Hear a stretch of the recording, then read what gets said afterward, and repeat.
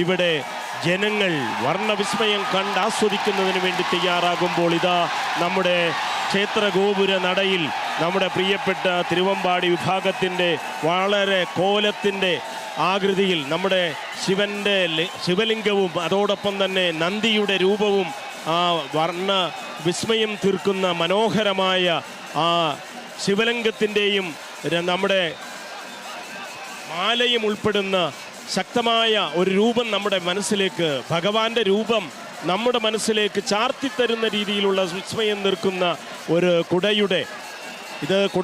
കുടകളുടെ രൂപത്തിൽ ഇത്രയേറെ മനോഹാരിത നമുക്ക് സമ്മാനിച്ചുകൊണ്ട് നൽകുന്ന ഇനി എന്തെല്ലാം കാണാനിരിക്കുന്നു. ഞങ്ങളൊക്കെ ഇത് വർണ്ണിക്കുമ്പോൾ എങ്ങനെയാണ് നിങ്ങളോടിത് വർണ്ണിച്ച് വിവരിക്കുക എന്ന് പോലും ഞങ്ങൾ വിസ്മയിച്ചു പോകുന്ന രീതിയിലുള്ള വർണ്ണാഭമായ സംഭവങ്ങളാണ്.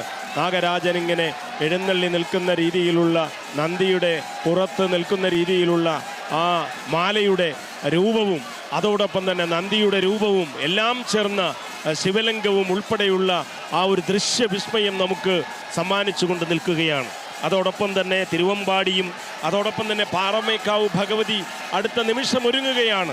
ഇനി അടുത്തത്, കാരണം നേരത്തെ എൻ്റെ പ്രിയപ്പെട്ട സുഹൃത്ത് പറഞ്ഞതുപോലെ ഇനി എല്ലാം ഇവർ ഒളിച്ചൊളിച്ച് വെച്ചിരിക്കുന്നതൊക്കെ പുറത്തെടുക്കുന്ന സമയമാണ്. വർണ്ണവിസ്മയം തീരുന്ന, നമ്മളുടെയൊക്കെ കണ്ണിനും മനസ്സിനും ആനന്ദം തരുന്ന രീതിയിലുള്ള ഒട്ടനവധി വിസ്മയങ്ങൾ ഇനി നിമിഷങ്ങൾക്കുള്ളിൽ കാണാനിരിക്കുന്നു. പാറമേക്കാവും തിരുവമ്പാടിയും അതിനുള്ള സൗഹാർദ്ദ മത്സര ചൂടിലിങ്ങനെ കാത്തു നിൽക്കുമ്പോൾ ഇതാ 3 നിലയുള്ള വിവിധ വർണ്ണങ്ങളിലുള്ള കുടയുമായി നമ്മുടെ പ്രിയപ്പെട്ട പാറമേക്കാവ് ഭഗവതിയുടെ വിഭാഗത്തിൻ്റെ വർണ്ണവിസ്മയം നമ്മുടെ മുന്നിലേക്ക് എത്തിക്കഴിഞ്ഞു. ഈ